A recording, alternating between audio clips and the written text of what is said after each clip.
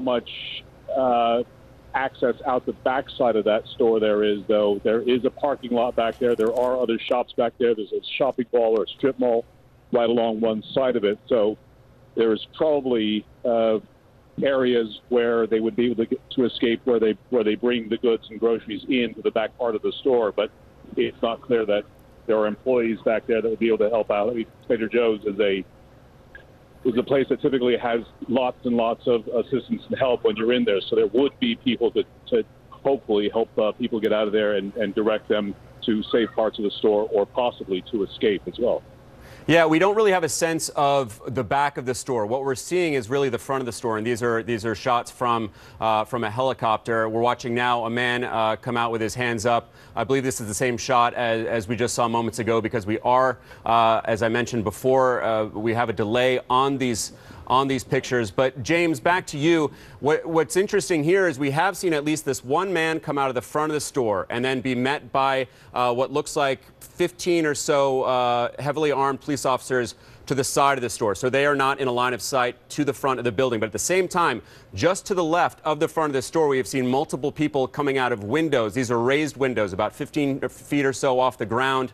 It could be a second floor of this store. We simply don't know. But they are coming down what looks like a rope ladder. They are being greeted at the bottom by other police officers. James, if people are coming out seemingly safely from from windows and from the front of the store, from those front doors, is there anything that we can glean from that?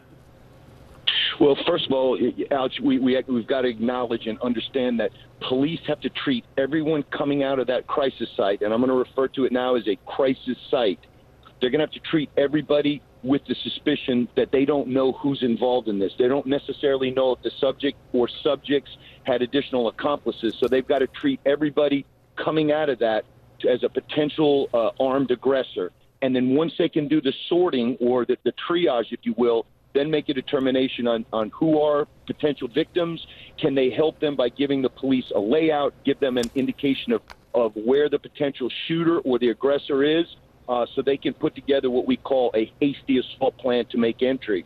Another thing you're pointing out about the level of the second floor. So a second floor window is generally speaking, 10 to 20 feet off of the ground level. Now, people that would be jumping or trying to get out of that's a concern and consideration for injuries, because anything that is twice your height, a fall from that level, could be a potential major mechanism of injury. So police have got to be, A, concerned about stopping or interdicting whoever the perpetrator is, and then B, they've also got to worry about how they're going to extricate people from second, third, however many floors of that building there are, and make sure that they get those folks out safely. So there's a lot going on right now for law enforcement.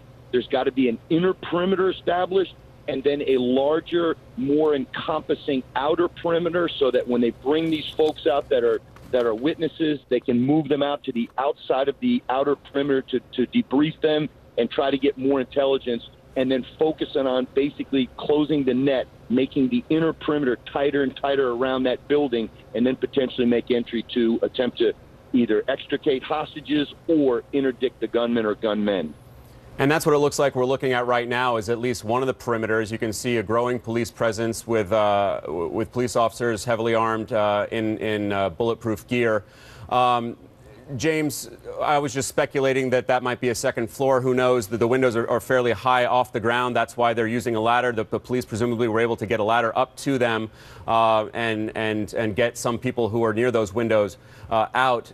James, at this point, or at what point, do the authorities try to make contact with any hostage taker? And I need to remind our viewers, so far what we know from the LAPD is just a simple tweet where they said this is an active police incident at Trader Joe's near the intersection of Hyperion Avenue and Griffith Park Boulevard in Silver Lake. That's in Los Angeles. They asked people to please stay clear of the area. So this is clearly still a very active situation. So, James, again, at what point would they try to make contact with any sort of hostage taker, and what would they first say to that person?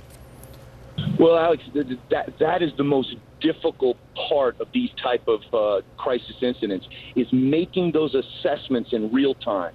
Tomorrow afternoon, it's easy to sit down and say, wow, well, this is what we should have done, or this is what we could have done.